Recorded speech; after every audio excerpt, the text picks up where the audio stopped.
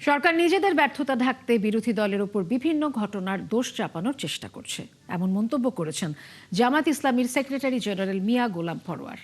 বিকেলে রাজধানীর বায়তুল মোকাররমে জামাত ইসলামীর বিক্ষোভ সমাবেশে তিনি এসব কথা বলেন। তার দাবি, জামাত মবের রাজনীতি করে না। অভিযোগ করেন, মিরপুরে মাজার হামলায় উস্কানি দিয়েছে বিএনপি, সেখানে জামাতের নাম অযথা জড়ানো হয়েছে।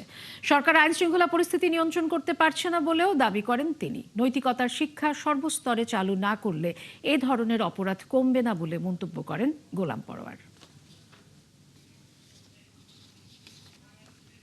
একটা ঘটনা ঘটলে শুধু অন্যের উপরে চাপিয়ে দেন। জামাত ইসলামী সহ বিরোধী দলের উপরে বলেন তারা ভাব সৃষ্টি করে। আমরা পরিষ্কার সরকার এবং দেশবাসীকে বলি, জামাত ইসলামী কোনো মবের রাজনীতি করে না।